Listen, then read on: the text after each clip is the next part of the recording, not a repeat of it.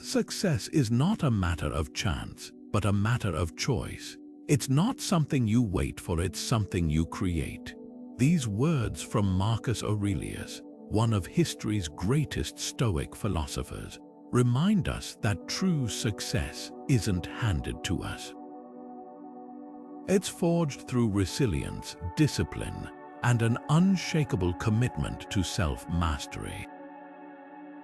What if the key to achieving success and earning respect isn't about waiting for the right opportunity, but about how you respond to the challenges that stand in your way? Today, we're diving into the timeless wisdom of Stoicism and uncovering the strategies that can help you force your way to success, strategies that demand respect not just from others, but from yourself. We'll explore principles like emotional control, relentless focus, and the ability to turn obstacles into opportunities. These aren't just abstract ideas, they're practical tools you can use to navigate the complexities of modern life. So, if you're ready to take control of your journey and build the kind of success that lasts, let's begin.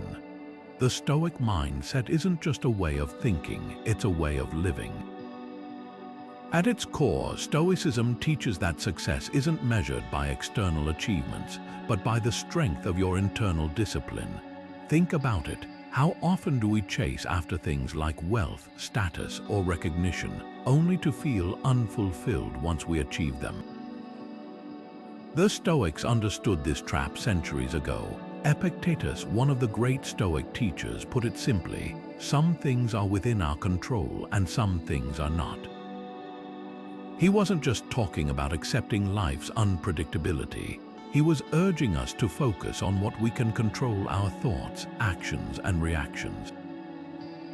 That's where true success begins. Take the example of Marcus Aurelius, the Roman emperor who ruled during one of the most turbulent periods in history.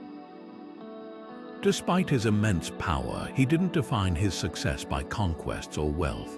Instead, he focused on his inner character, his ability to remain calm in chaos, and his commitment to doing what was right even when it was difficult.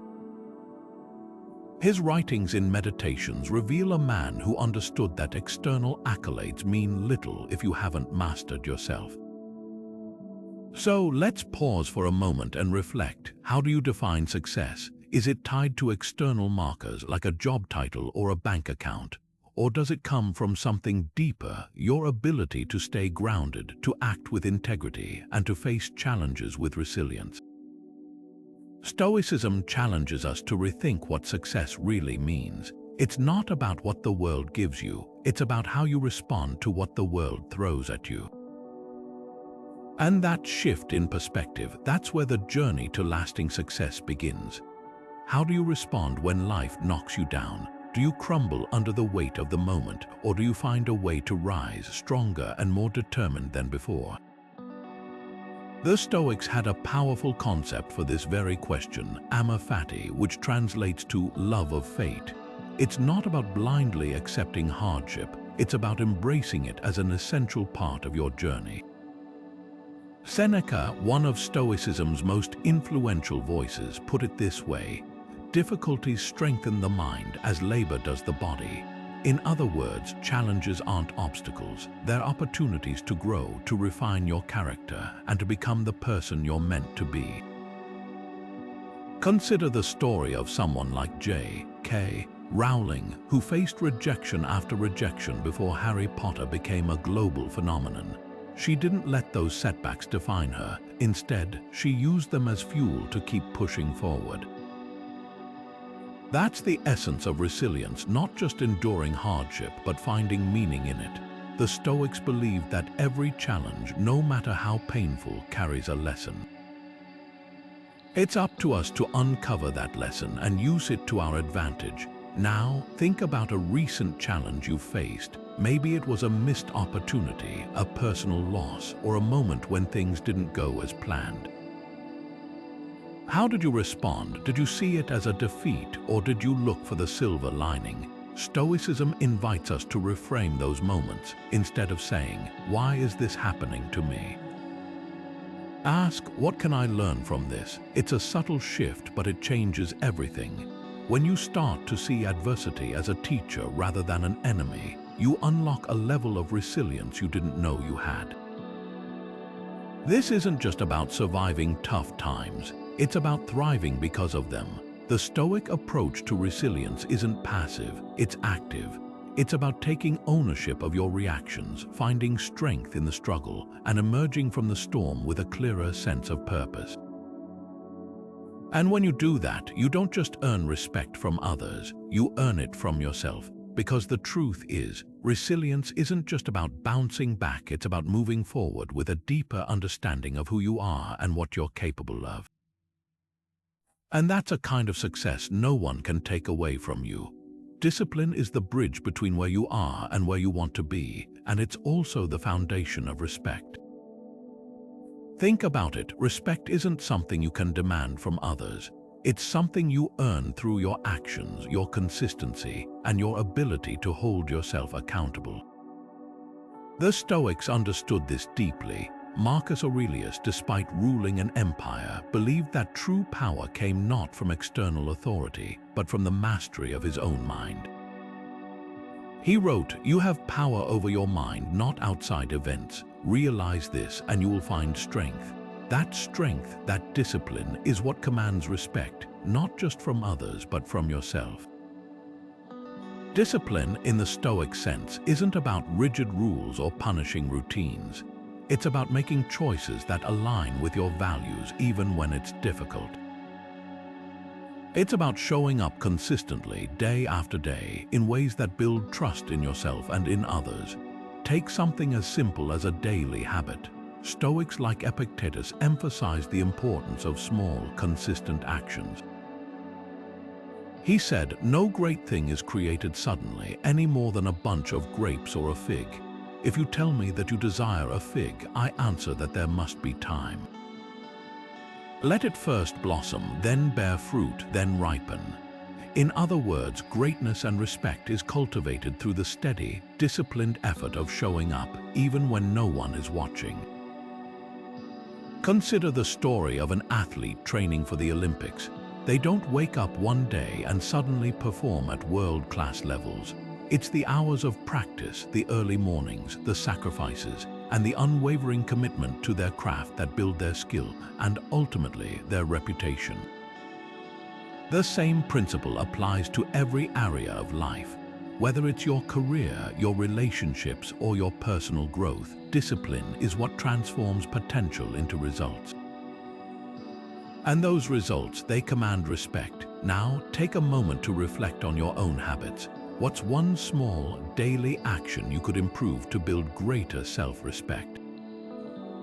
Maybe it's carving out time to read instead of scrolling through your phone, or committing to a morning routine that sets a positive tone for your day. It doesn't have to be dramatic, it just has to be consistent. The Stoics believed that even the smallest acts of discipline ripple outward, shaping not just your life but how others perceive you. When you show up for yourself day after day, you send a powerful message that you value your time, your energy, and your potential, and that's something no one can ignore. The beauty of discipline is that it's democratic. It doesn't care about your background, your resources, or your past mistakes. It only asks for your commitment. And when you give it that, something remarkable happens. You start to see yourself differently. You begin to trust your ability to follow through. You stop waiting for external validation and start building an unshakable sense of self-respect. And here's the thing, when you respect yourself, others can't help but respect you too, because discipline isn't just a path to success, it's a path to becoming the kind of person others and you can admire. Imagine this, you're in a heated argument with a colleague or a loved one. Your heart is racing, your thoughts are scattered, and before you know it, you've said something you regret. We've all been there, moments where our emotions take the wheel, steering us in directions we never intended to go. The Stoics, however, had a radically different approach to handling these situations. They believed that while emotions are natural, they don't have to dictate our actions. This practice of emotional mastery isn't about suppressing how you feel. It's about creating space between your emotions and your responses. It's about choosing how you act rather than reacting on impulse. Epictetus, the Stoic philosopher, put it perfectly. It's not what happens to you, but how you react to it that matters.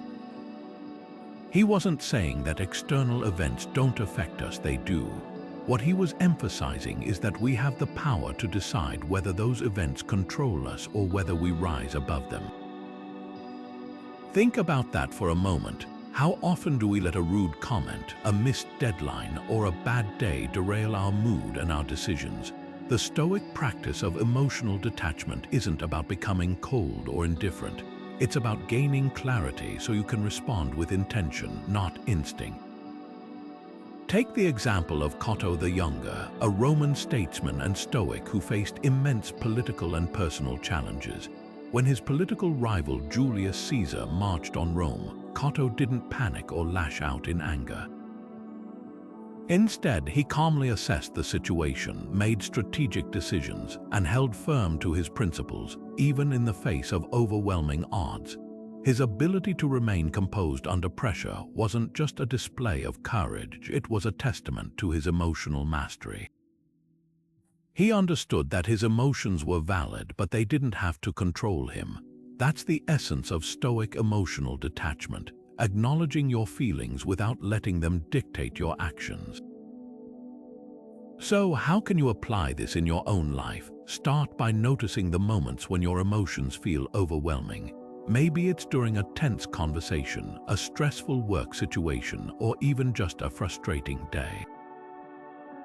Instead of reacting immediately, pause, take a breath, ask yourself, what's truly within my control here? Often, you'll find that while you can't control the situation or the other person's behavior, you can control how you respond. That small moment of reflection can be the difference between reacting out of anger and responding with clarity. Emotional mastery isn't about becoming emotionless, it's about becoming intentional. It's about recognizing that your emotions are signals, not commands. They can inform you, but they don't have to control you. And when you start to practice this kind of detachment, something remarkable happens. You gain a sense of inner peace. You begin to see challenges not as threats, but as opportunities to grow. You start to respond to life's ups and downs with a calm confidence that commands respect, not just from others, but from yourself. So, the next time you feel your emotions rising, remember this: you have the power to choose how you respond. You don't have to be at the mercy of your feelings. You can pause, reflect, and act with intention. And in that space between feeling and action, you'll find the kind of emotional mastery that transforms not just how you handle challenges, but how you live your life. How often do you find yourself physically in a room but mentally somewhere else entirely? Maybe you're scrolling through your phone during a conversation, or your mind is racing ahead to tomorrow's to-do list while you're trying to enjoy dinner. The Stoics had a name for this process, or mindfulness. It's the practice of being fully present in the here and now, not just physically, but mentally and emotionally. Marcus Aurelius, the philosopher king, captured this idea perfectly when he wrote, "Concentrate every minute like a Roman, like a man, on doing what's in front of you with precise and genuine seriousness." In other words, the power of presence isn't just a nice idea. It's a skill that can transform how you live. Think about it. How many of life's most meaningful moments pass us by because we're too distracted to truly experience them? The Stoics believed that the present moment is all we truly have. The past is gone and the future is uncertain, but right now is where life happens. And when you learn to fully inhabit that space, something incredible happens. You start to see opportunities you might have missed, hear nuances in conversations you might have overlooked, and make decisions with a clarity that was previously out of reach. Take a modern example. Imagine you're in a high-stakes meeting at work. Everyone's talking, ideas are flying, and the pressure is on. If you're distracted thinking about what you'll say next or worrying about how you're being perceived, you're likely to miss critical details or make a misstep. But if you're fully present, listening intently and engaging with the conversation, you'll not only make better decisions but also earn the respect of your colleagues. Presence isn't just about being in the room, it's about showing up in a way that matters. But here's the thing, presence isn't just a professional skill, it's a relational one too. How many of us have had a conversation where we felt like the other person wasn't really there? Maybe they were nodding along, but their eyes were glazed over or they kept glancing at their phone. Now flip that around. Think about how it feels when someone truly listens to you, when they give you their full attention, free from distractions. It's powerful, isn't it? That's the kind of presence the Stoics were talking about. It's not just about being physically present, it's about being emotionally and mentally engaged. So, how can you start practicing this in your own life? Begin with something simple, your next conversation.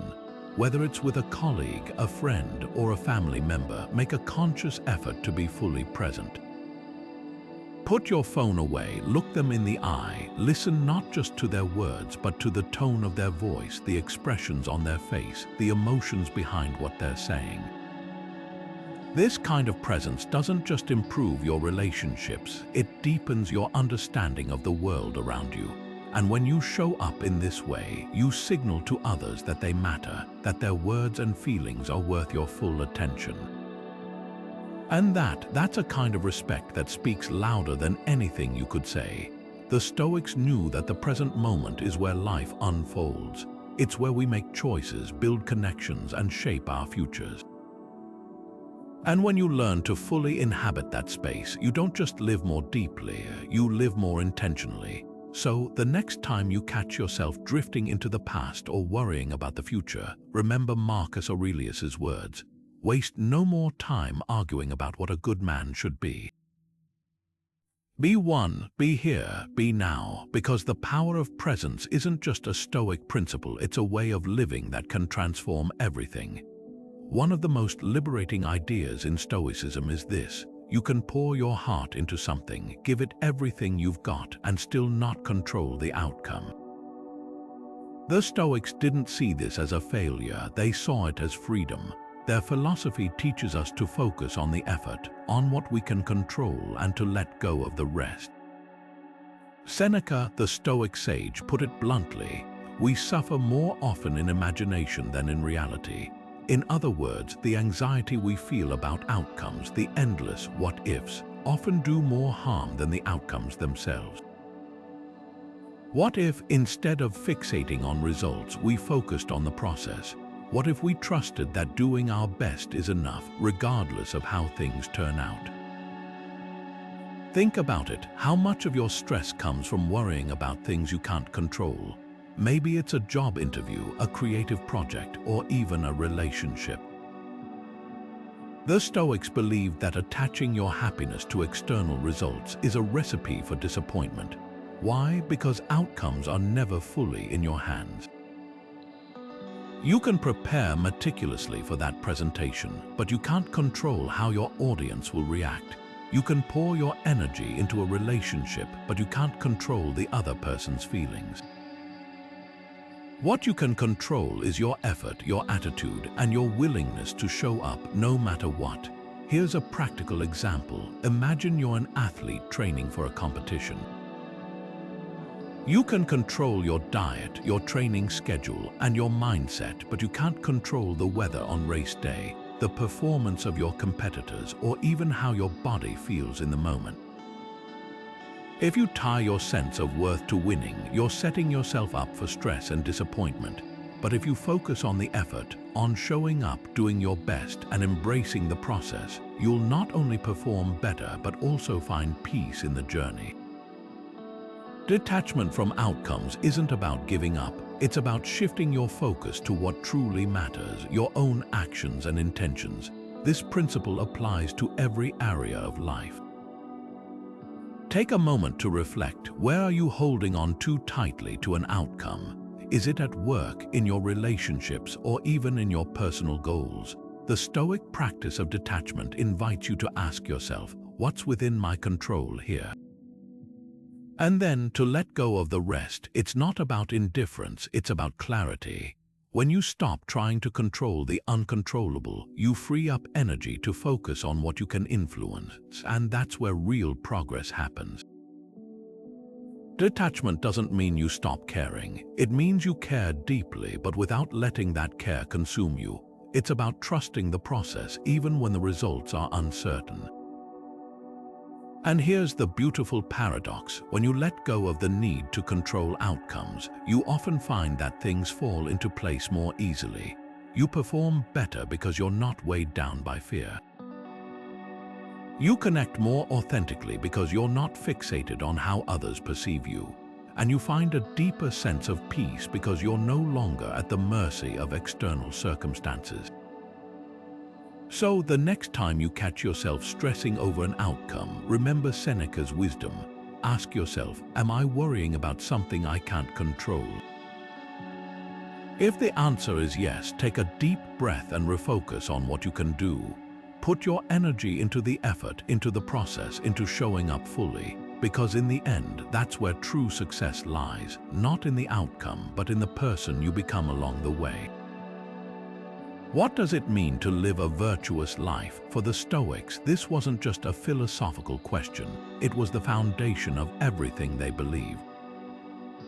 Success, in their eyes, wasn't measured by the size of your bank account, the titles you held, or the possessions you accumulated. It was about the quality of your character.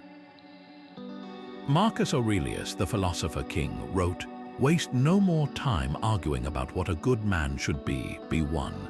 His words weren't just a call to action. They were a reminder that true success begins with integrity, with living in alignment with your deepest values.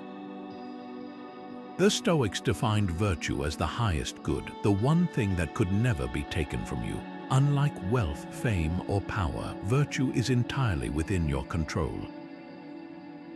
It's about how you treat others, how you face challenges, and how you stay true to your principles, even when it's difficult. Think about that for a moment.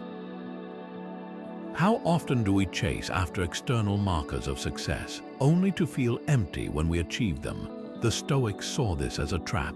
They believed that real fulfillment comes from within, from knowing that you've acted with honesty, courage, and compassion.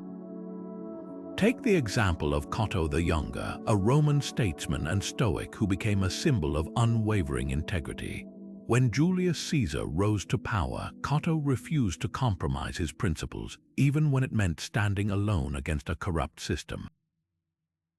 He chose virtue over victory, knowing that his legacy wouldn't be measured by political wins, but by the strength of his character. His life reminds us that success isn't about winning at all costs. It's about staying true to who you are, no matter the circumstances.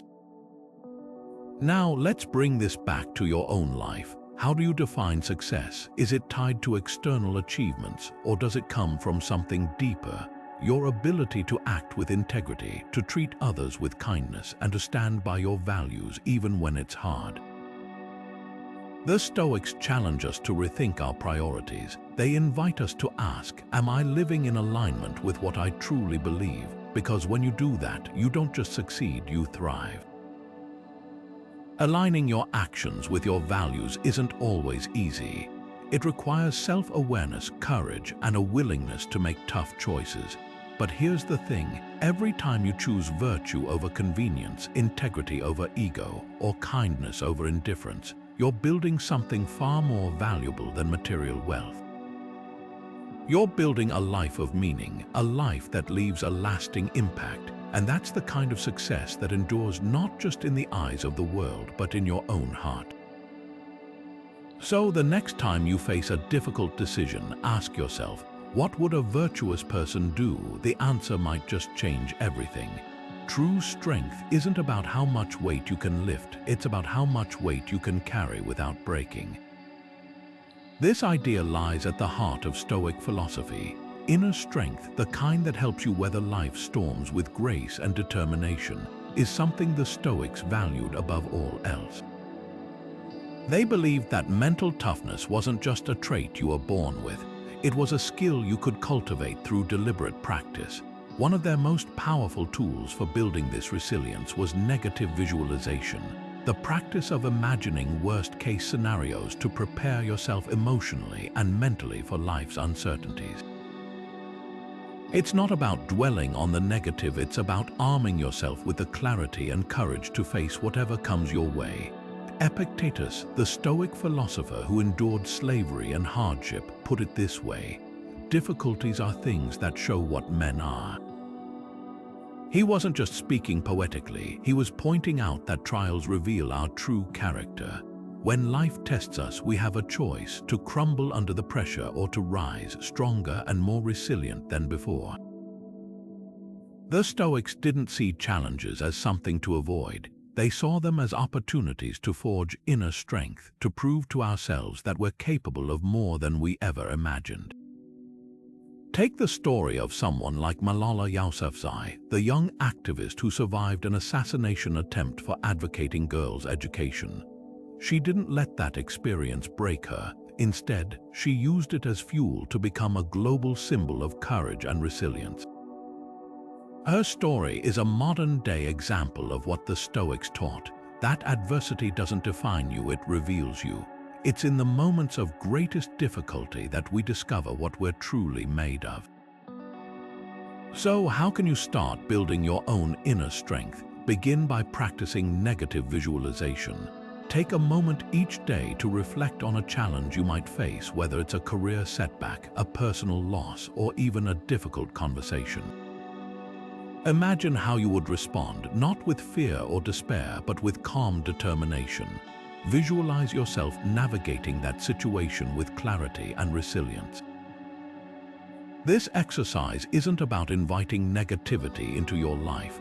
It's about preparing yourself to handle it with grace when it inevitably comes. The Stoics knew that life is unpredictable. They understood that the only way to truly protect yourself from its uncertainties is to strengthen your mind and spirit.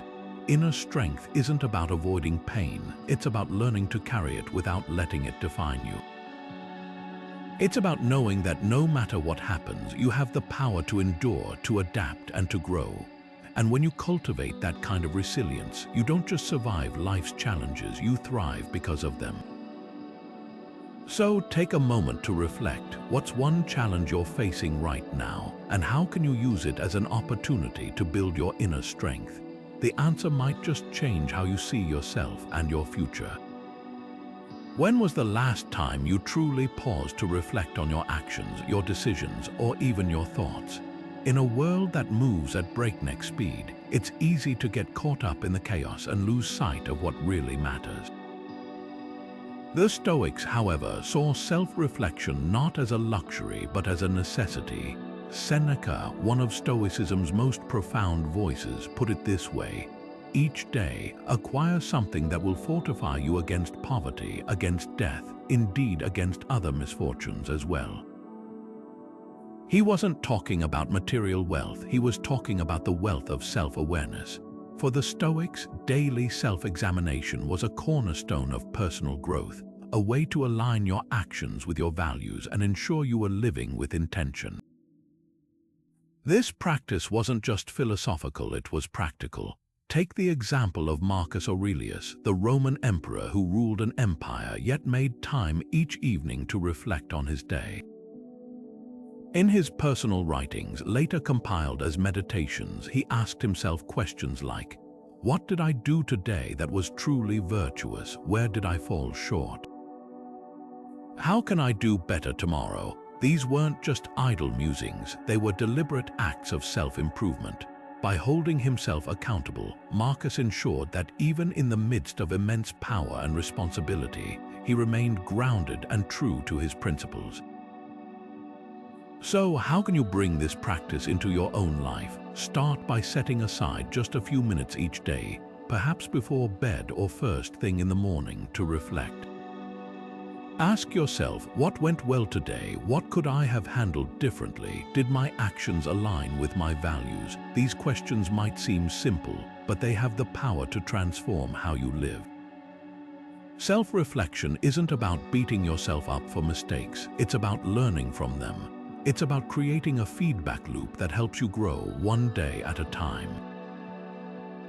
Imagine the impact this could have on your relationships, your career, and your overall sense of fulfillment. When you take the time to reflect, you gain clarity. You start to see patterns in your behavior, habits that serve you and habits that hold you back. You become more intentional in your choices, more grounded in your values, and more resilient in the face of challenges. And perhaps most importantly, you cultivate a deeper understanding of yourself. The beauty of self-reflection is that it doesn't require any special tools or resources. It only requires your attention and your willingness to be honest with yourself. So tonight, when the day winds down and the noise fades, take a moment to pause. Look back on your day with curiosity, not judgment. Celebrate your wins, learn from your missteps, and set an intention for tomorrow. Because in the quiet space of self-reflection, you'll find the clarity and strength to live a life that truly reflects who you are and who you aspire to be. Every obstacle is an opportunity to grow stronger, wiser, and more resilient. This bold Stoic perspective flips the script on how we see challenges. Instead of viewing setbacks as roadblocks, the Stoics saw them as stepping stones, tools to sharpen our character and deepen our understanding of what we're truly capable of. Marcus Aurelius, the philosopher king, captured this idea perfectly when he said, "The impediment to action advances action. What stands in the way becomes the way." In other words, the very things we think are holding us back can actually propel us forward, if we choose to see them that way. Think about it. How often do we let challenges discourage us? A failed project, a strained relationship, or even a personal loss can feel like the end of the road. But what if those moments are actually the beginning of something greater? The Stoics believed that adversity doesn't just test us, it teaches us. It reveals our strengths, exposes our weaknesses, and forces us to adapt in ways we never thought possible. It's not about pretending the struggle doesn't hurt. It's about finding meaning in the struggle and using it to fuel your growth. Take the story of Nelson Mandela, for example. He spent 27 years in prison, an experience that would break most people. But instead of letting it destroy him, he used that time to reflect, to learn, and to strengthen his resolve. When he was finally released, he emerged not as a man seeking revenge, but as a leader ready to unite a divided nation. Mandela didn't just endure his challenges, he transformed them into a source of strength, proving that even the darkest moments can lead to light. Now let's bring this back to you. What's a challenge you're facing right now? Maybe it's a career setback, a personal goal that feels out of reach, or even a difficult relationship. The Stoic approach invites you to ask, how can I reframe this struggle as an opportunity? Could it be a chance to develop patience, to build resilience, or to discover a new path you hadn't considered before? When you start to see obstacles not as barriers but as teachers, something shifts. You stop feeling like a victim of circumstance and start feeling like an active participant in your own growth. This mindset doesn't come naturally, it's a practice. It requires you to pause in the middle of the storm and ask, what can I learn here? How can I use this to become better? It's not about denying the difficulty of the situation. It's about finding a way to rise above it. And when you do, you'll find that challenges don't just test you, they transform you. They shape you into someone who can handle whatever life throws your way, with a sense of purpose and a quiet confidence that commands respect. So, the next time you face an obstacle, remember Marcus Aurelius's words, what stands in the way becomes the way. The choice is yours. Will you let it stop you, or will you let it strengthen you? What role does humility play in success? At first glance, it might seem counterintuitive. After all, success is often associated with confidence, ambition, and standing out from the crowd. But the Stoics saw humility as one of the most powerful tools for growth, wisdom, and earning respect. They believed that true strength lies not in puffing yourself up, but in recognizing your limitations and staying grounded, no matter how high you rise. Epictetus, the Stoic philosopher who rose from slavery to become one of history's greatest teachers, put it bluntly: it is impossible for a man to learn what he thinks he already knows. In other words, arrogance blinds us to the lessons life is trying to teach us, while humility opens the door to growth and understanding. Consider the example of Cincinnatus, a Roman statesman and Stoic figure who exemplified humility in the face of power. When Rome was on the brink of collapse, he was called to serve as dictator, a position of absolute authority. But instead of clinging to power, he used it to save the city, and then, when his work was done, he voluntarily stepped down and returned to his simple life as a farmer. Cincinnatus didn't seek glory or recognition. He simply did what was necessary and then walked away. His humility wasn't just a personal virtue, it was a strength that earned him the lasting respect of his people. This kind of humility isn't about thinking less of yourself, it's about thinking of yourself less. It's about recognizing that no matter how much you achieve, there's always more to learn, more to give, and more ways to grow.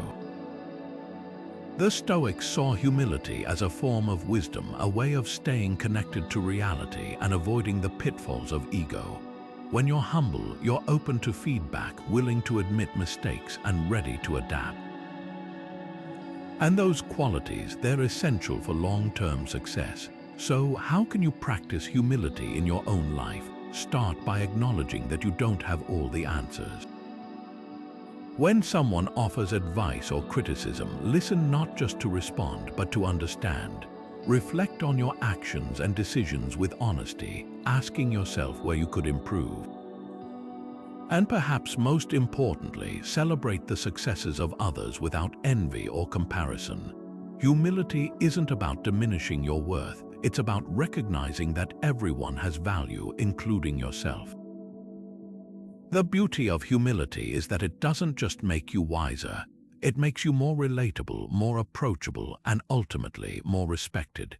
When you approach life with an open mind and a willingness to learn, you inspire others to do the same.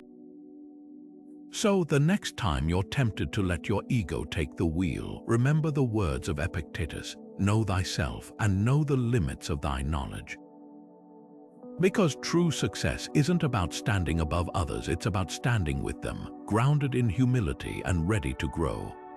Gratitude is more than just saying thank you, it's a mindset, a way of seeing the world that transforms how we experience life. For the Stoics, gratitude wasn't a fleeting emotion. It was a deliberate practice, a tool for shifting our focus from what we lack to what we already have.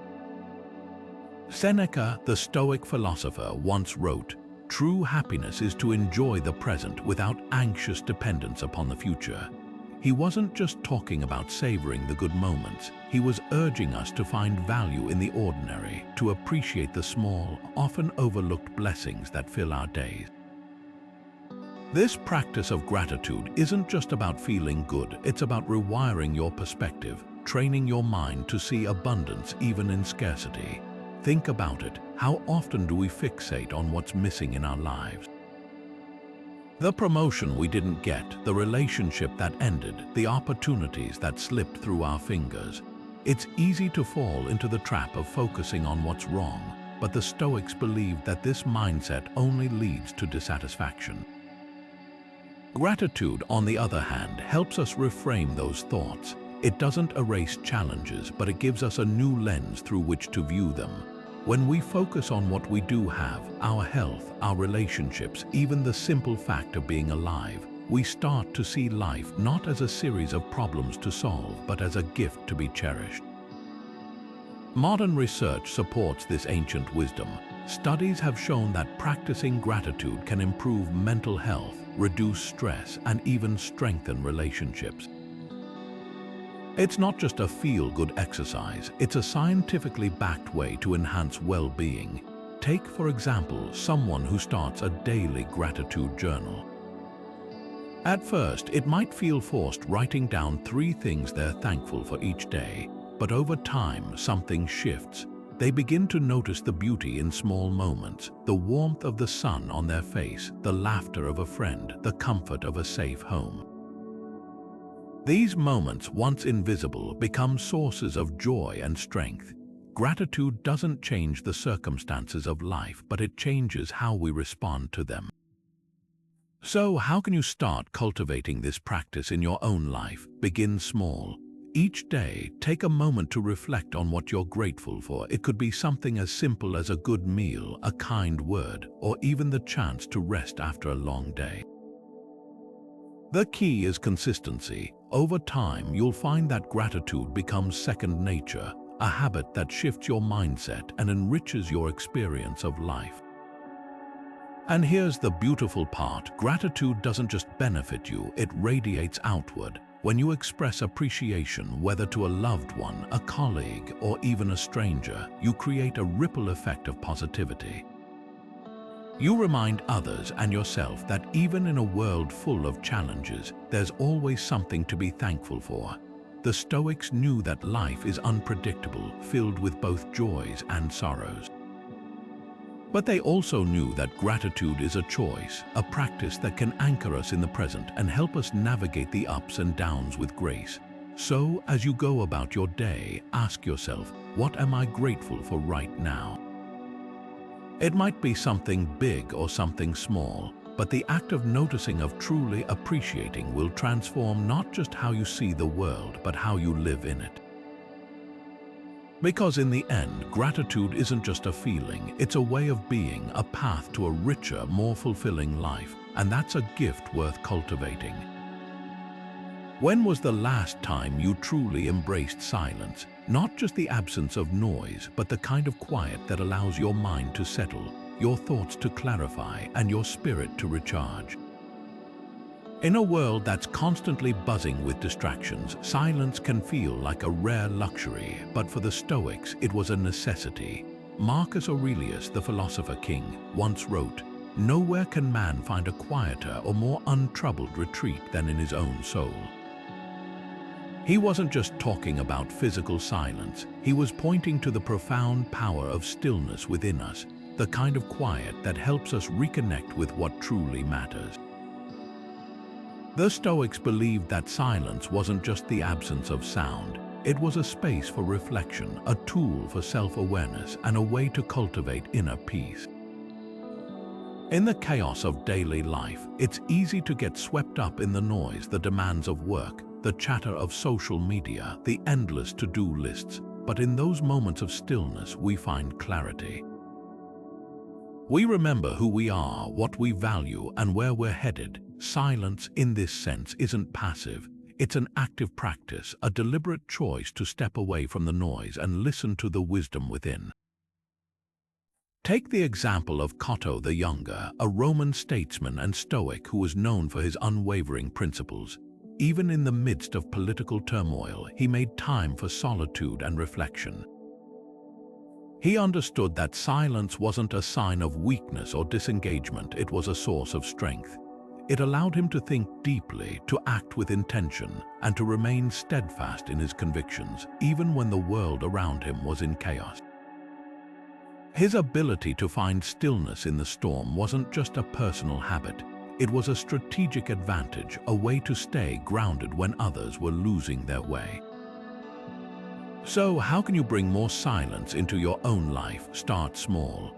It doesn't have to be an hour-long meditation or a retreat in the mountains.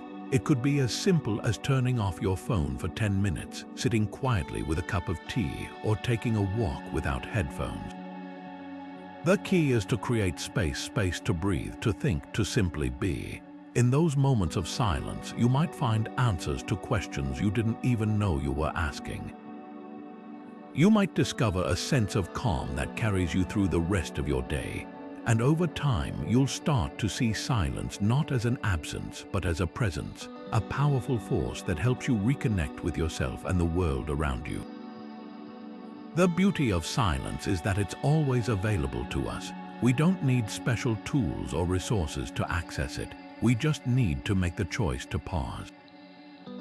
So the next time you feel overwhelmed, ask yourself, when was the last time I embraced silence? And then give yourself permission to step into that quiet space.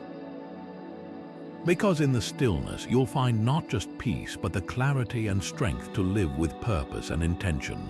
Silence, after all, isn't just a retreat, it's a return to yourself.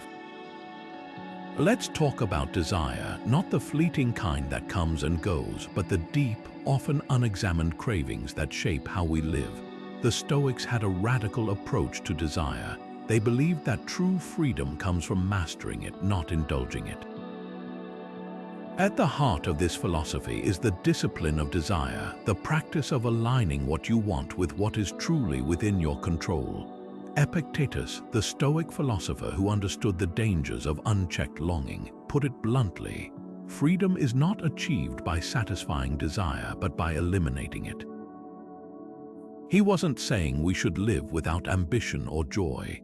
He was warning us about the chaos that comes when our desires outpace our ability to fulfill them.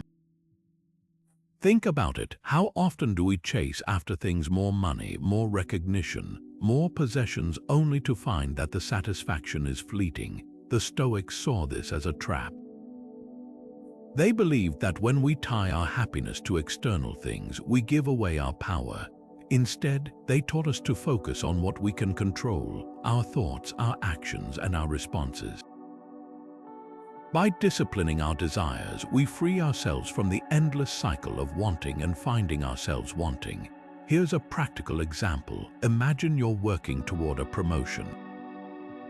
You pour your energy into it, sacrificing time with loved ones and personal well-being along the way. The Stoic approach wouldn't be to abandon ambition. It would be to ask yourself, what's truly within my control here? You can control your effort, your attitude, and your preparation, but you can't control whether your boss chooses you over someone else. If your happiness hinges entirely on that outcome, you're setting yourself up for disappointment. But if you focus on the process, on doing your best and growing through the experience, you'll find contentment regardless of the result. That's the discipline of desire, aligning your wants with what's truly yours to shape. Now let's bring this closer to home. Take a moment to reflect on your own desires. Are they tied to external outcomes like a certain lifestyle or validation from others? Or do they stem from a deeper place: your values, your growth, your ability to contribute meaningfully to the world? The Stoics challenge us to examine our desires, not to judge them, but to ensure they're rooted in what we can truly influence. When we do that, we stop chasing shadows and start building lives of purpose and peace. This isn't about denying yourself what you want. It's about choosing your desires wisely. It's about recognizing that the things we often crave, approval, status, material wealth, are fleeting. But the things we cultivate within ourselves, integrity, resilience, inner peace, are lasting. The discipline of desire isn't a path of deprivation, it's a path of liberation.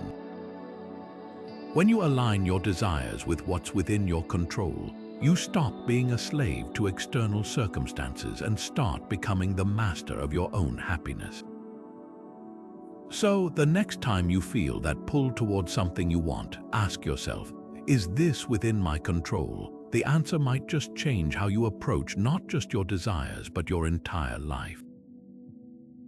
What holds you back from taking action? Is it fear of failure, the weight of uncertainty, or the voice in your head whispering, "What if it doesn't work out?" For the Stoics, hesitation wasn't just a roadblock. It was a thief stealing opportunities and leaving regret in its wake. Seneca, the Stoic philosopher who faced his own share of adversity, put it boldly: "It is not because things are difficult that we do not dare. It is because we do not dare that they are difficult." His words remind us that courage isn't the absence of fear, it's the decision to act despite it. And that decision, it's where progress begins. The Stoics didn't see courage as a grand, heroic gesture reserved for extraordinary moments. They saw it as a daily practice, a muscle to be exercised in the small, ordinary choices we make. Whether it's speaking up in a meeting, starting a new project, or even ending a relationship that no longer serves you. Courage is about stepping into the unknown with clarity and conviction. It's about trusting yourself enough to take the first step, even when the path ahead isn't perfectly clear. Consider the story of Cotto the Younger, a Roman statesman and Stoic who embodied this principle. When Julius Caesar marched on Rome, Cotto didn't wait for permission or approval to act. He rallied his forces, stood his ground, and fought for what he believed was right, even when the odds were stacked against him. His actions weren't driven by recklessness, but by a deep sense of duty and a refusal to let fear dictate his choices. Cotto's courage wasn't just about the battles he fought, it was about the integrity he showed in the face of overwhelming pressure. He reminds us that courage isn't about winning, it's about standing firm in your values, no matter the outcome. Now, let's bring this back to you. Where in your life are you hesitating? Is there a decision you've been putting off, a conversation you've been avoiding, or a dream you've been delaying? The Stoic approach to courage invites you to ask yourself, what's the worst that could happen, and then to follow it up with, what's the best that could happen? Often we focus so much on the risks that we forget the rewards, the growth, the clarity, the sense of purpose that comes from taking action. Courage doesn't mean you won't feel fear. It means you won't let fear stop you. It's about recognizing that the cost of inaction is often greater than the cost of trying and failing. Because even if things don't go as planned, you'll walk away with something invaluable, the knowledge that you showed up for yourself. That you didn't let fear hold you back, that you took a step, however small, toward the life you want to build. So, take a moment to reflect. What's one area of your life where you need to act with courage? Maybe it's starting that difficult conversation, pursuing a new opportunity, or simply saying no to something that drains your energy. Whatever it is, remember Seneca's wisdom. Begin at once to live and count each separate day as a separate life. Because the truth is, you don't have to wait for the perfect moment to take action, you just have to start. And when you do, you'll discover that courage isn't just a trait. It's a practice, a choice, and a path to a life of purpose and respect. So, what are you waiting for? The time to act is now. The Stoics, often seen as solitary figures of resilience, understood something profound about human connection. We are shaped by the company we keep. While they emphasized self-reliance, they also recognized the undeniable influence of community. Marcus Aurelius, the philosopher king, put it plainly, the soul becomes dyed with the color of its thoughts. But he also knew that those thoughts are often shaped by the people around us. The Stoics believed that surrounding yourself with virtuous, like-minded individuals wasn't just beneficial, it was essential for growth. After all, who we choose to spend our time with can either elevate us or pull us down. Think about it. How often do we underestimate the power of our social circles? Whether it's friends, family, or colleagues, the people we interact with daily influence our habits, our mindset, and even our values. The Stoics weren't suggesting we cut ties with everyone who doesn't share our ideals, but they did urge us to be intentional about the company we keep. If you surround yourself with people who gossip, complain, or act without integrity, it's only a matter of time before those behaviors start to seep into your own life. On the other hand, when you're around individuals who embody virtues like honesty, kindness, and resilience, those qualities begin to rub off on you too.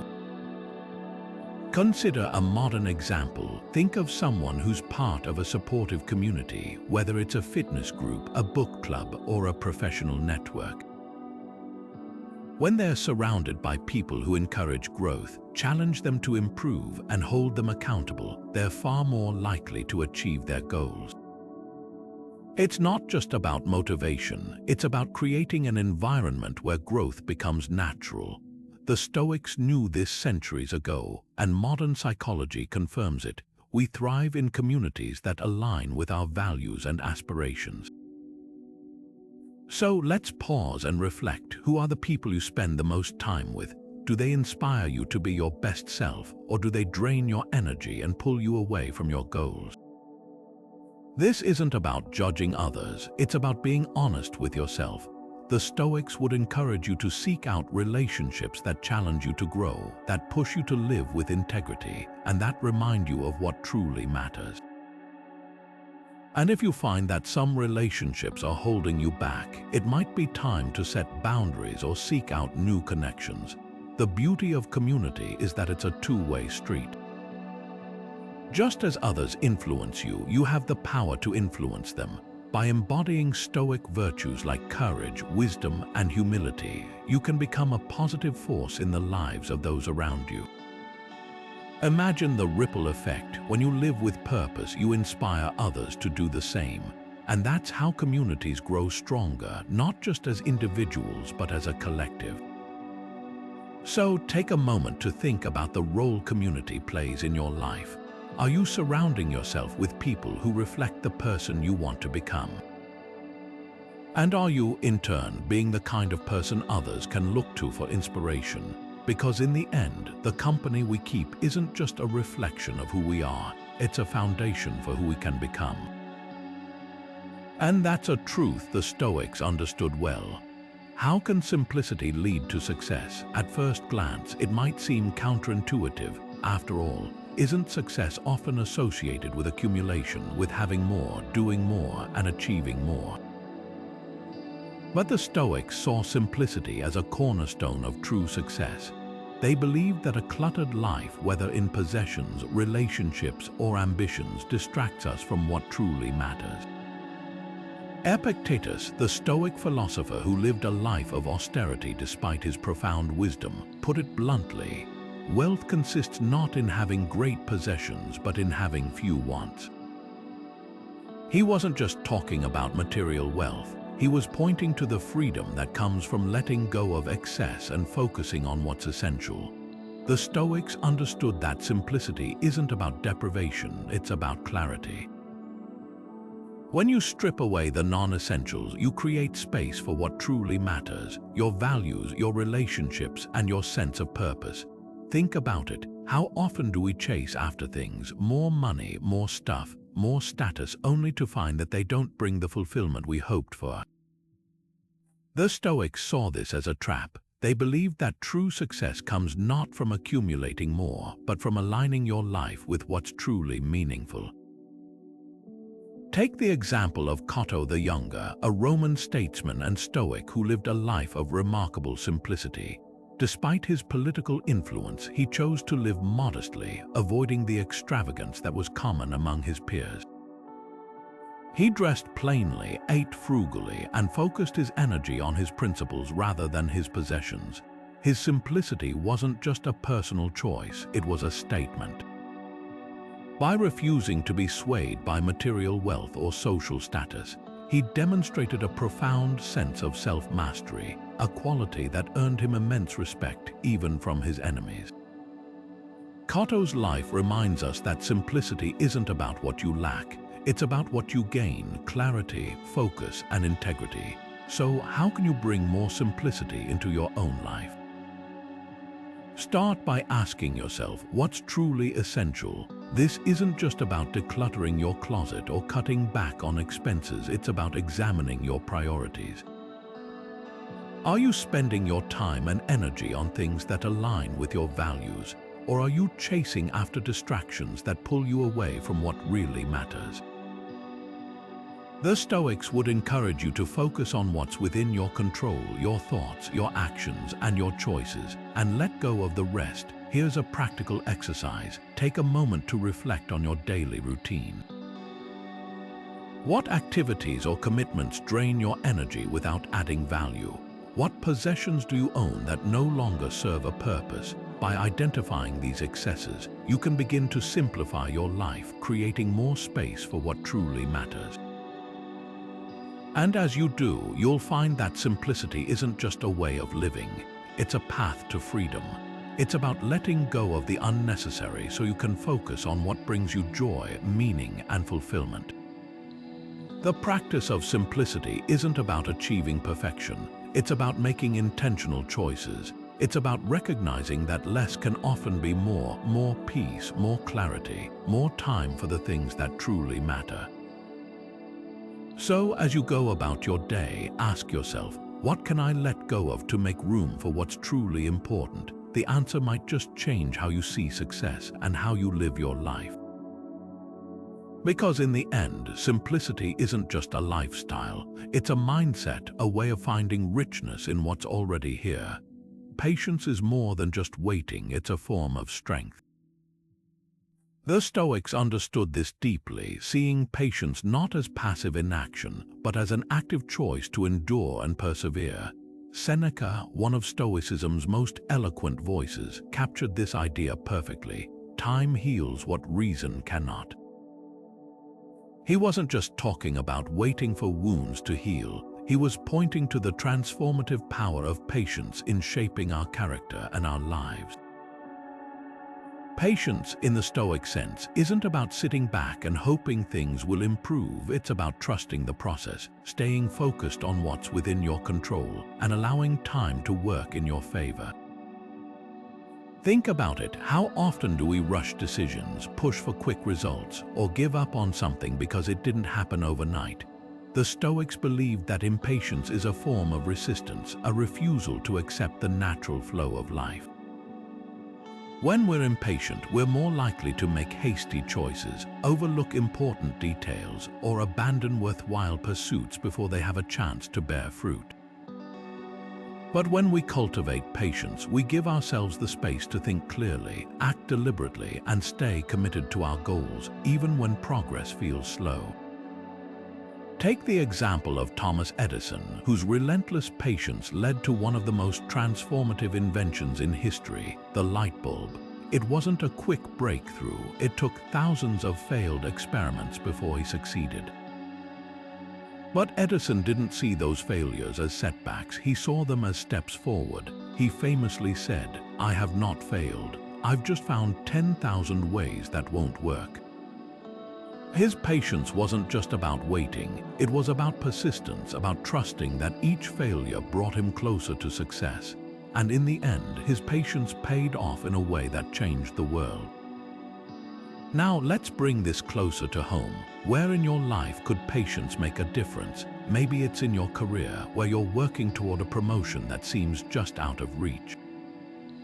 Or perhaps it's in a relationship where you're navigating challenges that take time to resolve. The Stoic approach to patience invites you to ask yourself, what's truly within my control here? You can't speed up time or force outcomes, but you can stay committed, keep learning, and trust that your efforts will pay off in the long run. Patience isn't about sitting back and doing nothing. It's about staying steady, even when the path feels uncertain.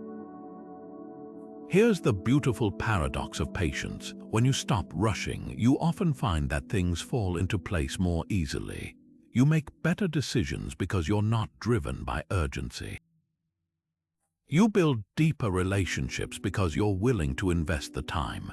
And you achieve more meaningful success because you're focused on the journey, not just the destination.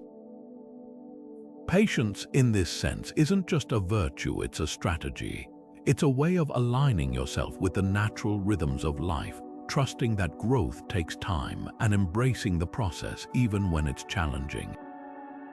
So take a moment to reflect. Where do you need more patience in your life? Is it in pursuing a dream, navigating a difficult situation, or simply learning to trust the timing of things? Remember Seneca's words, "Time heals what reason cannot." Patience isn't just about waiting, it's about growing, learning, and becoming the person you're meant to be.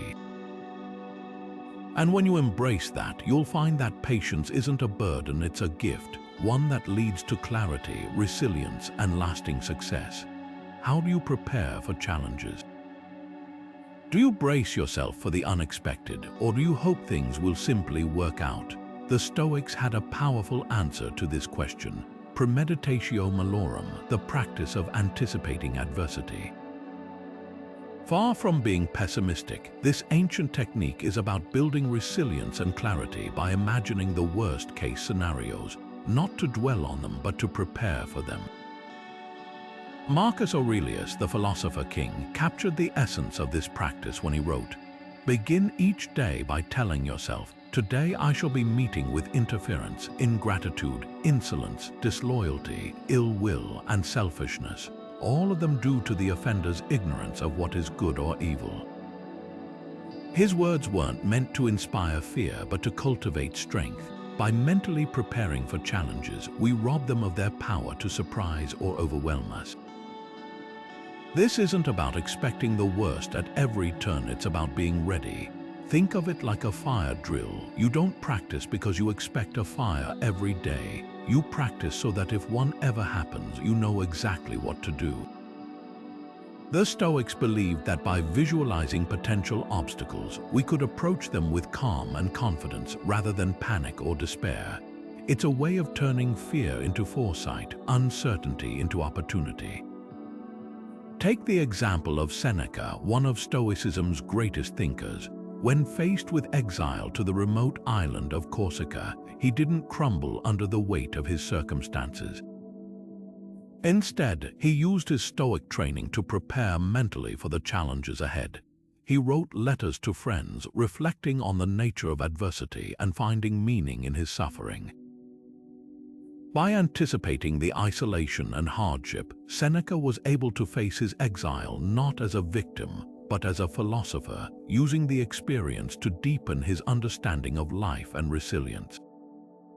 His preparation didn't just help him endure, it helped him thrive. Now, let's bring this back to you.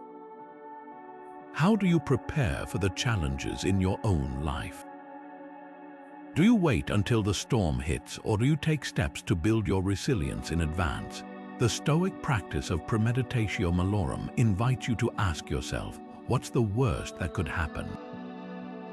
And then to follow it up with, how would I handle it? By mentally rehearsing your response to adversity, you're not inviting trouble.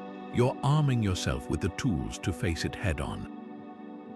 Here's a practical way to start. Take a moment each day to reflect on a potential challenge. It could be something small, like a difficult conversation at work, or something larger, like a personal goal that feels out of reach. Visualize the obstacles you might face and imagine yourself navigating them with calm and determination. This exercise isn't about dwelling on negativity, it's about building confidence. When you've already walked through the scenario in your mind, you're far less likely to be caught off guard when it happens in real life. Preparation, in the Stoic sense, isn't just about planning, it's about perspective. It's about recognizing that challenges are inevitable, but that you have the power to face them with clarity and courage. So, the next time you feel the weight of uncertainty, remember Marcus Aurelius's advice: prepare not by fearing the storm, but by strengthening your resolve. Because when you're ready for anything, you're ready for everything, and that's where true resilience begins. What if the key to making better decisions and living a more fulfilling life lies not in how you feel, but in how you think? For the Stoics, reason was the ultimate tool for navigating life's challenges. They believed that while emotions are natural, they shouldn't be the compass guiding our actions. Instead, they saw rational thinking as the foundation of wisdom, clarity, and ultimately success. Epictetus, the Stoic philosopher, put it simply: it's not what happens to you, but how you think about it that matters. His words remind us that reason isn't just a skill. It's a superpower, one that allows us to rise above chaos and make decisions with intention. Think about it. How often do we let our emotions take the wheel? In moments of anger, fear, or frustration, it's easy to react impulsively, saying or doing things we later regret. The Stoics, however, believed that reason provides a way out of this cycle. By pausing to assess a situation logically, we can respond with clarity rather than react out of instinct. This doesn't mean suppressing emotions. It means using reason to understand them, to see them for what they are, and to choose how we act in spite of them. Consider a modern example. Imagine two colleagues in a heated argument over a project. One person feels slighted and lashes out, while the other takes a step back, gathers their thoughts, and responds calmly.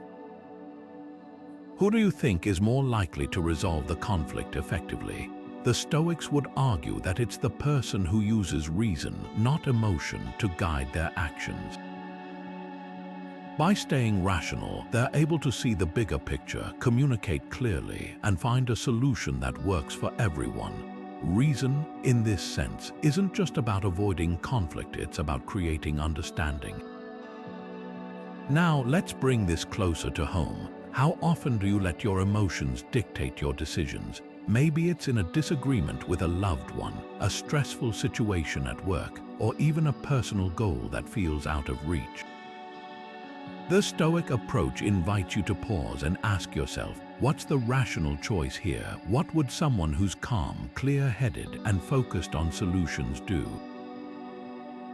This simple shift in perspective can transform how you handle challenges, turning moments of tension into opportunities for growth. Reason isn't just about solving problems, it's about shaping your mindset.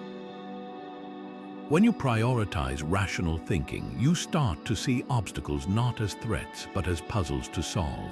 You become less reactive and more reflective, less impulsive and more intentional. And over time, this approach doesn't just improve your decision-making, it strengthens your sense of self.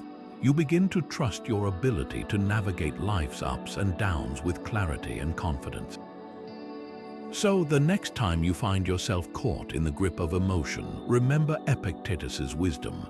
It's not what happens to you, but how you think about it that matters. Take a breath, step back, and let reason guide you, because when you do, you'll discover that the power to shape your life and your success isn't in your feelings, but in your thoughts.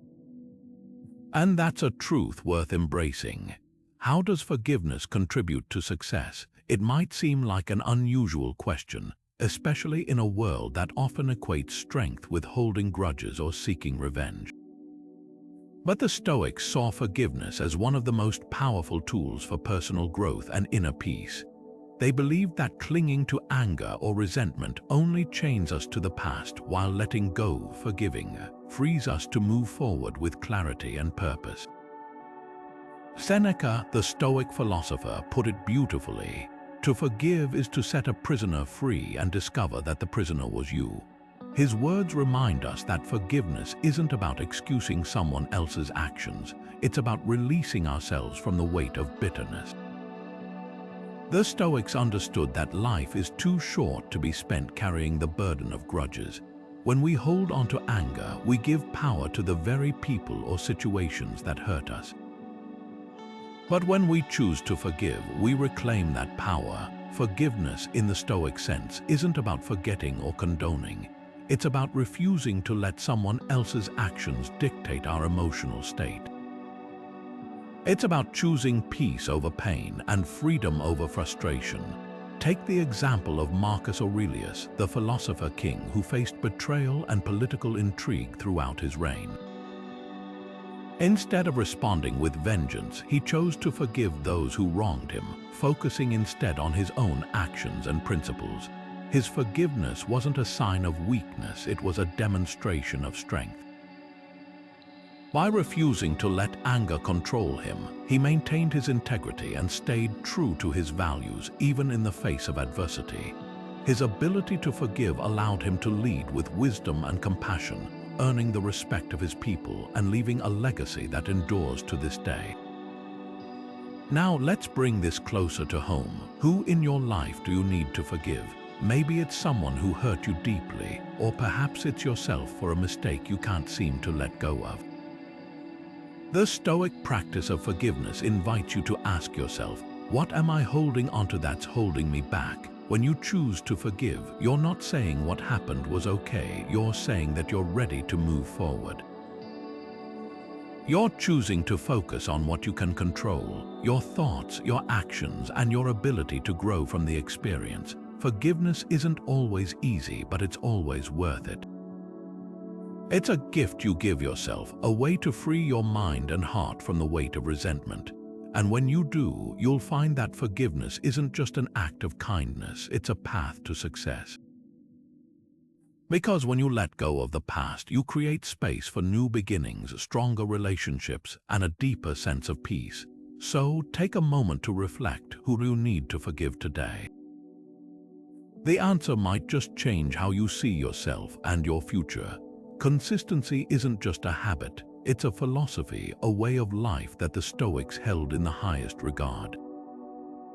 They believed that true success isn't built on grand, sweeping gestures, but on the quiet, steady accumulation of small, deliberate actions. Marcus Aurelius, the philosopher king, captured this idea perfectly when he wrote, "What stands in the way becomes the way." His words remind us that persistence in the face of obstacles isn't just about pushing through, it's about transforming challenges into opportunities through consistent effort. In Stoicism, consistency is the bridge between intention and achievement, the thread that weaves daily actions into a life of purpose and meaning. Think about it. How often do we chase after quick fixes or overnight success, only to feel disappointed when results don't come as fast as we'd hoped? The Stoics saw this as a fundamental misunderstanding of how progress works. Real growth, they believed, happens not in leaps but in steps. It's the daily practice of showing up, even when it feels mundane or difficult, that ultimately leads to transformation. Whether it's improving your health, building a career, or cultivating deeper relationships, consistency is the key that unlocks long-term success. Take the example of an athlete training for a marathon. They don't wake up one day and run 26 miles. Instead, they start with a single mile, then 2, then 3, building their endurance over weeks and months of consistent effort. Each run, no matter how short or seemingly insignificant, contributes to their ultimate goal. This isn't just about physical fitness, it's a metaphor for how consistency works in every area of life. The Stoics would argue that the same principle applies to mastering your emotions, deepening your wisdom, or strengthening your character. It's not about perfection, it's about persistence. Now let's bring this closer to home. Where in your life could consistency make a difference? Maybe it's in your work, where you're striving to master a new skill or complete a long-term project. Or perhaps it's in your personal life, where you're working to build healthier habits or strengthen a relationship. The Stoic approach invites you to ask yourself, what's one small action I can take consistently to move closer to my goal? It could be something as simple as reading for 10 minutes a day, practicing gratitude before bed, or having a difficult conversation you've been avoiding. The key isn't the size of the action, it's the commitment to doing it regularly, even when it feels challenging or inconvenient. Consistency, in the Stoic sense, isn't just about discipline, it's about trust. It's trusting that your efforts, no matter how small, will add up over time. It's believing in the power of incremental progress, even when the results aren't immediately visible. And it's understanding that success isn't a destination but a journey, one that's built step by step, day by day. So take a moment to reflect. What's one area of your life where you could be more consistent? What small, daily action could you commit to, knowing that over time it will lead to something greater? Because that's the beauty of consistency. It's not about being perfect, it's about being present, showing up, and trusting the process.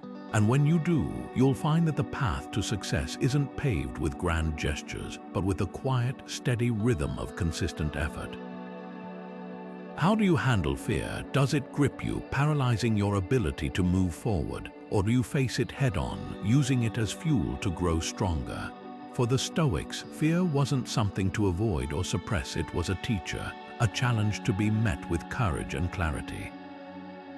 Epictetus, the Stoic philosopher who endured slavery and hardship, offered this insight. It's not what happens to you, but how you react to it that matters. His words remind us that fear, like any emotion, doesn't have to control us. It's our response to fear that defines us, shaping whether we retreat or rise to the occasion. The Stoic approach to fear is rooted in understanding. They believe that fear often stems from uncertainty, from our inability to predict or control the future. But rather than letting that uncertainty dictate their actions, the Stoics chose to focus on what they could control: their thoughts, their preparation, and their willingness to face the unknown.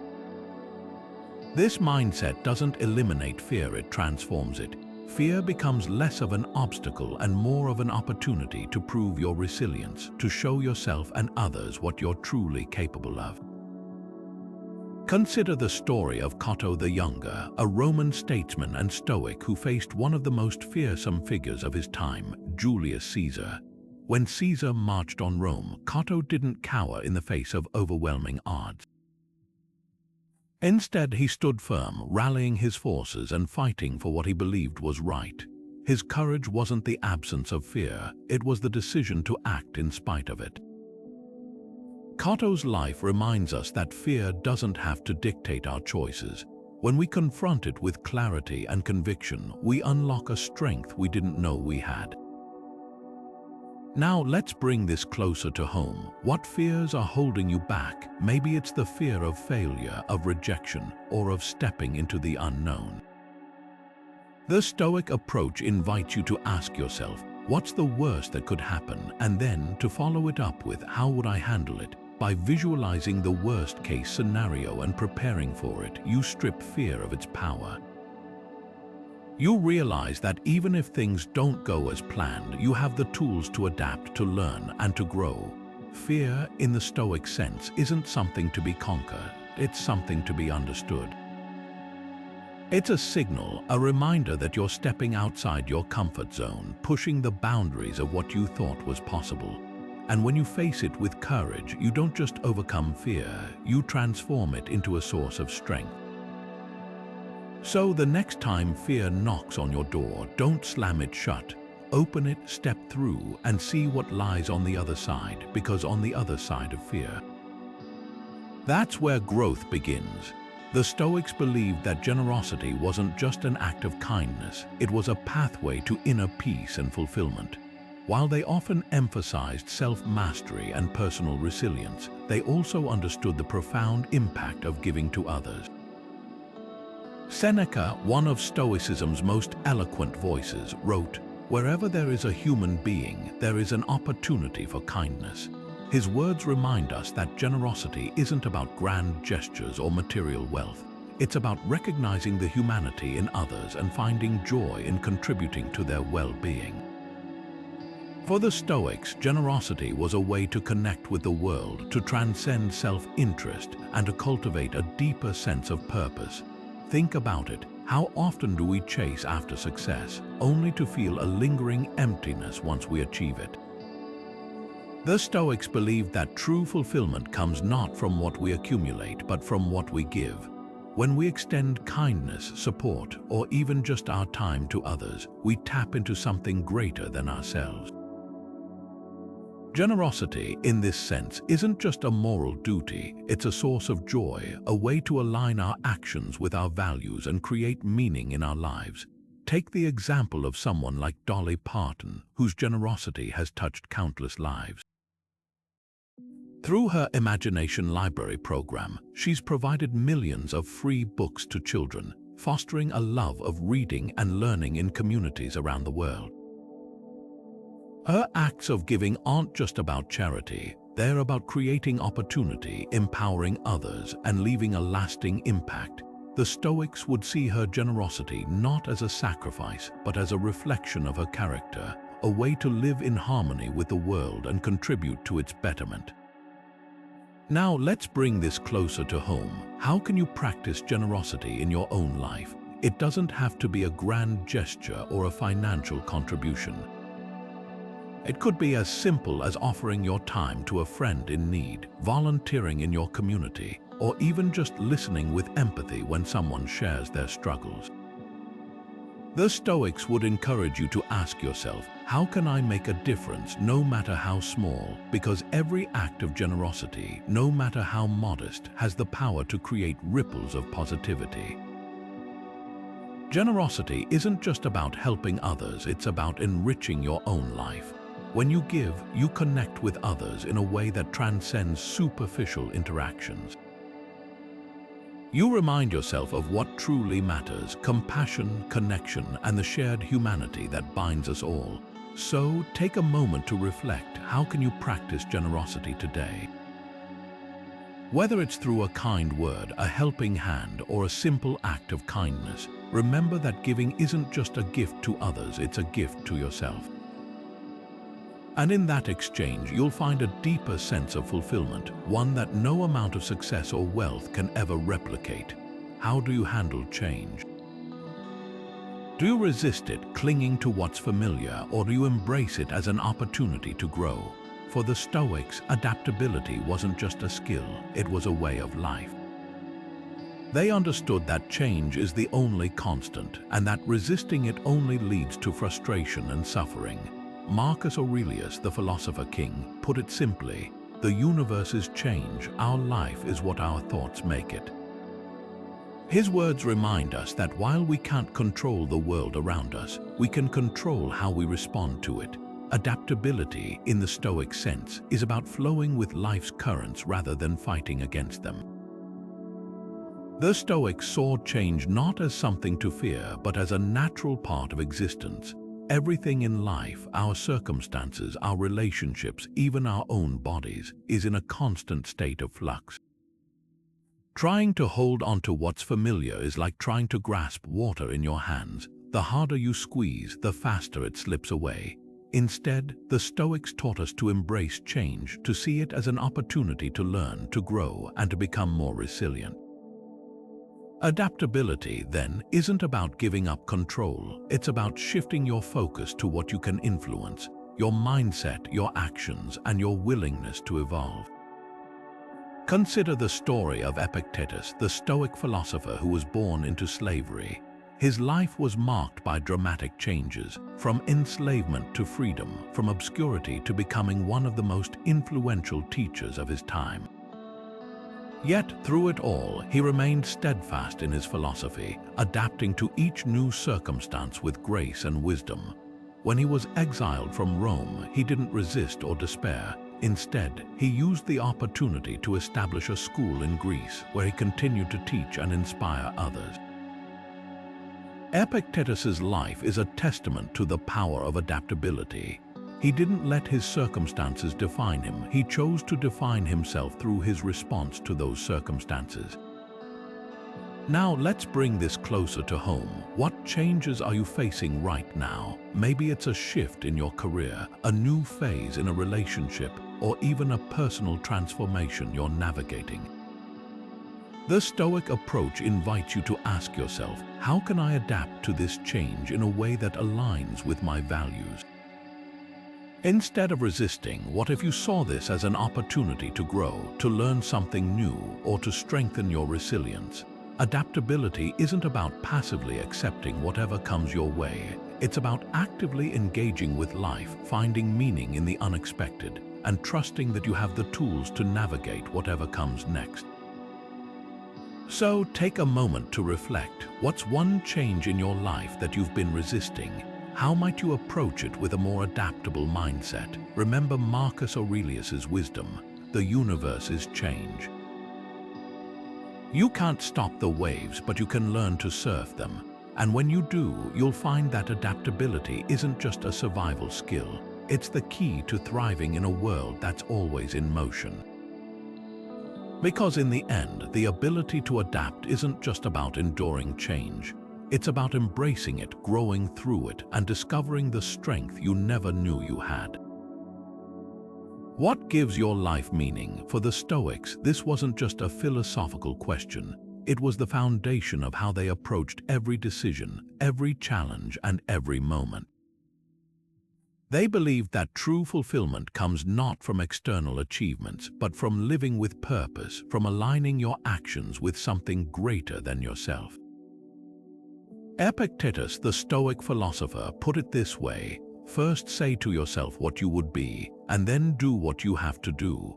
His words remind us that purpose isn't just a lofty ideal, it's a daily practice, a guiding star that shapes how we live, how we act, and how we find meaning in the face of life's uncertainties. At its core, Stoicism teaches that purpose is about alignment, aligning your actions with your values, your goals, and your sense of what truly matters. It's not about chasing after arbitrary milestones or societal expectations. It's about discovering what resonates deeply within you and letting that guide your decisions. Think about it. How often do we go through the motions, doing what's expected of us without stopping to ask, why am I doing this? The Stoics would argue that without a clear sense of purpose, even the most impressive accomplishments can feel hollow. But when you live with intention, when every action is rooted in something meaningful, even the smallest steps become part of a larger journey. Consider the story of Viktor Frankl, a Holocaust survivor and psychiatrist who found profound meaning in the most unimaginable circumstances. In his book Man's Search for Meaning, Frankl writes about how purpose became his lifeline, his reason to keep going even in the face of despair. He observed that those who held onto a sense of purpose, whether it was love for their families, a desire to create, or even the hope of sharing their story, were far more likely to survive and thrive. Frankl's experience echoes the Stoic belief that purpose isn't just a luxury. It's a necessity, a source of strength that helps us endure and grow, no matter what life throws our way. So, how can you cultivate a sense of purpose in your own life? Start by asking yourself, what truly matters to me? Is it your relationships, your creativity, your ability to make a difference in the world? Once you have a clearer sense of your values, the next step is to align your actions with them. This doesn't mean you have to overhaul your entire life overnight. It could be as simple as dedicating time to a cause you care about, making space for a creative passion, or even just showing up more fully in your relationships. Purpose isn't about grand gestures, it's about small, intentional choices that add up over time. Now, take a moment to reflect. What's one area of your life where you could infuse more purpose? Maybe it's your career, where you've been feeling disconnected from the work you're doing. Or perhaps it's your personal life, where you've been going through the motions without a clear sense of direction. The Stoics would encourage you to reconnect with what truly matters, to let that sense of purpose guide your decisions and actions. Because when you live with intention, you don't just find meaning, you create it. And in doing so, you unlock a deeper sense of fulfillment, one that no external success can ever replicate. Purpose isn't a destination, it's a way of being. It's about showing up each day with clarity and conviction, knowing that your actions, no matter how small, are part of something greater. So, as you go about your day, ask yourself, what's my why? Because when you live with purpose, you don't just exist, you thrive, and that's the kind of success that lasts. How do you handle things you can't control? It's a question that can feel unsettling, especially in a world that often tells us to take charge, to fix, to control. But the Stoics had a different approach, one that might surprise you. They believed that true peace comes not from trying to control everything, but from learning to accept what we can't control. Seneca, one of the great Stoic thinkers, captured this idea perfectly when he wrote, "We suffer more often in imagination than in reality." His words remind us that much of our stress and frustration comes from resisting the inevitable, from fighting against the things we simply can't change. Acceptance, in the Stoic sense, isn't about giving up, it's about finding freedom in letting go. The Stoics saw acceptance as a form of wisdom, a way to align ourselves with the natural flow of life. They believed that by focusing on what we can control, our thoughts, our actions, our responses, we free ourselves from the endless struggle against the uncontrollable. Think about it. How much energy do we waste trying to change things that are beyond our influence? The weather, other people's opinions, even the passage of time. These are forces we can't command. But when we stop resisting them, we open ourselves to a deeper sense of peace and clarity. Acceptance, in this sense, isn't passive. It's a deliberate choice to stop fighting and start flowing. Take the example of Epictetus, the Stoic philosopher who was born into slavery. His life was marked by circumstances he couldn't control: his enslavement, his physical disability, even his eventual exile from Rome. Yet, instead of railing against these hardships, Epictetus chose to accept them. He didn't see his challenges as punishments or injustices. He saw them as opportunities to practice his philosophy.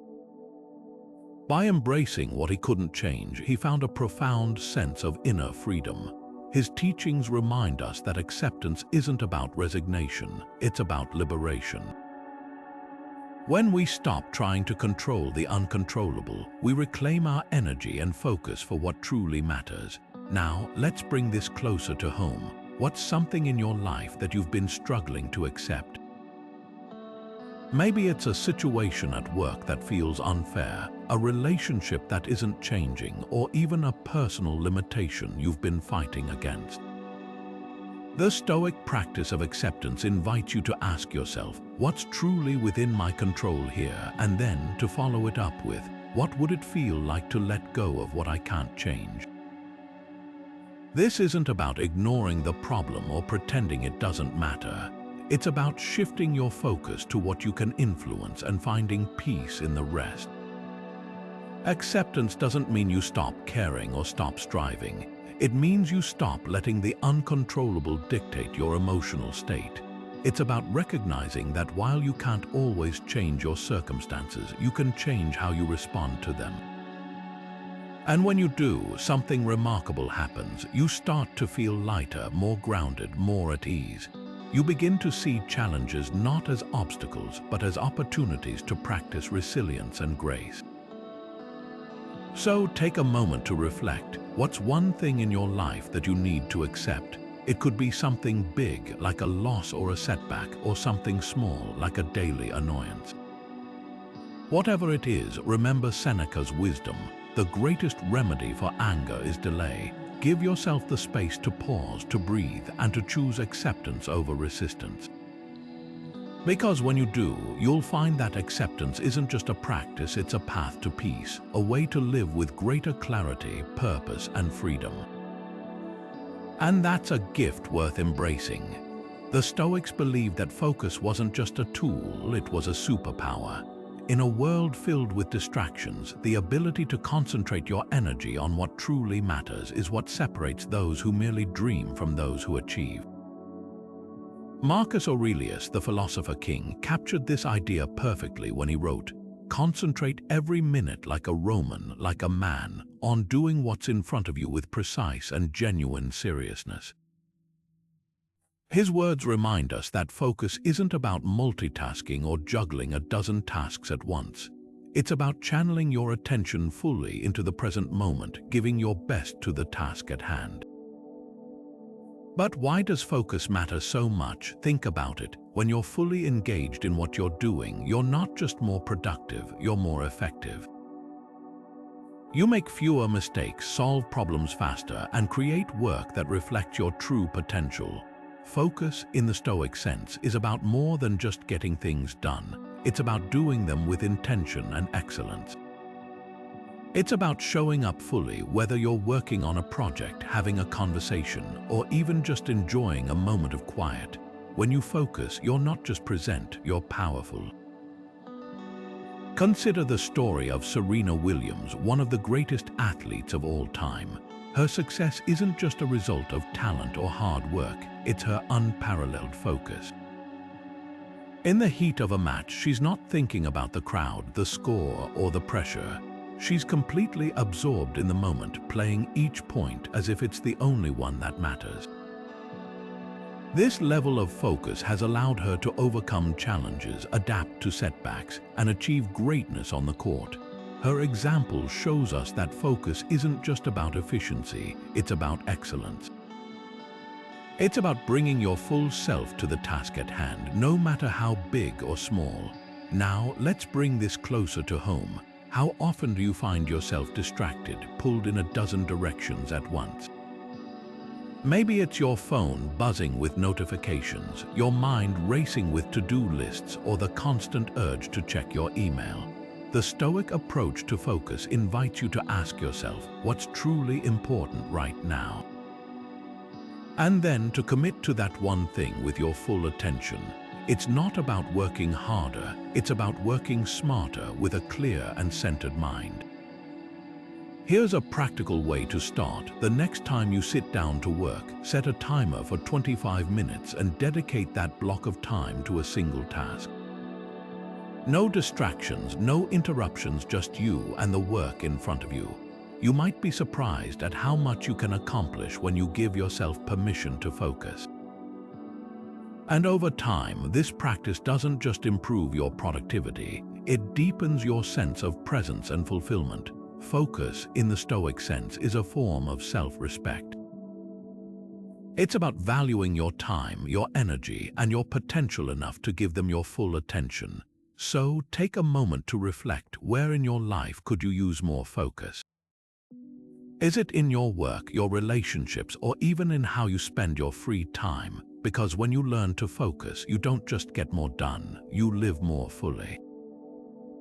And that's the kind of success that lasts. How does gratitude earn respect? It's a question worth asking because at first glance, gratitude might seem like a soft virtue, something warm and fuzzy, but not particularly powerful. Yet when you dig deeper, you realize that gratitude is one of the most transformative forces in human relationships. The Stoics understood this well. They believed that gratitude wasn't just a polite gesture, it was a profound way to build trust, strengthen connections, and earn the respect of others. Epictetus, the Stoic philosopher, put it simply, "He is a wise man who does not grieve for the things which he has not, but rejoices for those which he has." His words remind us that gratitude isn't about ignoring life's challenges.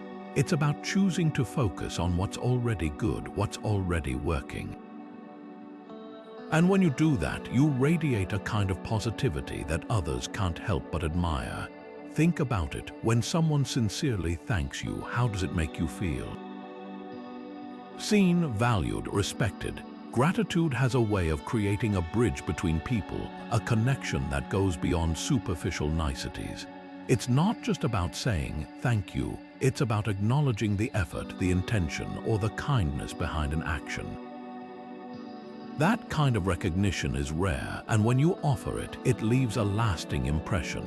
Gratitude doesn't just build relationships, it deepens them, creating a foundation of mutual respect and trust. Take the example of Marcus Aurelius, the Roman emperor and Stoic philosopher. Despite his immense power, he was known for his humility and his ability to express gratitude. In his personal writings, he often reflected on the people who had helped him along the way: his teachers, his family, even his rivals.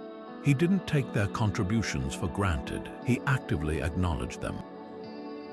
This practice of gratitude wasn't just a personal habit, it was a leadership strategy. By showing appreciation, Marcus earned the loyalty and respect of those around him, even in the most challenging times. His example reminds us that gratitude isn't just about feeling good, it's about creating good, fostering an environment where respect and collaboration can thrive. Now, let's bring this closer to home. How can you show more gratitude in your own life? It doesn't have to be grand or elaborate. Start small. Maybe it's thanking a colleague for their hard work on a project, or expressing appreciation to a loved one for their support. The key is sincerity. Gratitude isn't about going through the motions, it's about truly seeing the value in others and letting them know. When you do that, you don't just make them feel good, you strengthen the bond between you, creating a relationship built on mutual respect and understanding. So take a moment to reflect, who in your life deserves your gratitude today? It could be someone who's always been there for you, or even someone whose actions you've taken for granted. The Stoics would encourage you to express that appreciation not just for their sake, but for yours. Because when you practice gratitude, you're not just earning respect, you're cultivating a mindset that enriches your life and the lives of those around you. And that's a gift worth giving again and again. As we wrap up, let's take a moment to revisit the core Stoic principles we've explored, tools that have stood the test of time and continue to shape lives today. Resilience, the ability to face challenges head-on and turn obstacles into opportunities. Discipline, the steady commitment to showing up even when it's hard and aligning your actions with your values. And emotional control, the practice of responding to life's ups and downs with clarity and intention rather than reacting out of impulse or fear. These aren't just abstract ideas, they're actionable strategies that can transform how you approach success, respect, and fulfillment. The Stoics taught us that true success isn't about chasing external markers like wealth, status, or approval.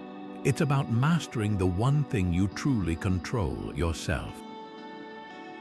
It's about building an inner foundation so strong that no matter what happens in the world around you, you remain unshaken. This is where respect begins, not from others, but from yourself. When you live with integrity, when you face challenges with courage, and when you act with purpose, you don't just earn respect, you embody it.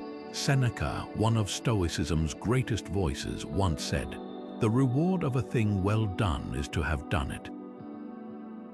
These words remind us that the true reward of living a Stoic life isn't in the outcome, it's in the act of living well. It's in knowing that you've shown up, given your best, and stayed true to your principles. That's the kind of success that lasts, the kind of respect that's unshakable. Now it's your turn. Take a moment to reflect. How can you apply these Stoic principles in your own life? Maybe it's by practicing resilience in the face of a setback, or by cultivating discipline in your daily habits. Perhaps it's by choosing emotional control in a moment of frustration or fear. Whatever it is, remember that every small step you take toward self-mastery is a step toward a life of purpose, respect, and lasting success. If this journey through Stoic wisdom has resonated with you, don't let it end here. Hit the subscribe button to join our community of thinkers, doers, and lifelong learners. Share your thoughts in the comments. What's one Stoic principle you're committing to today? Because when we learn together, we grow together. Here's to building lives of meaning, strength, and unshakable respect, one Stoic step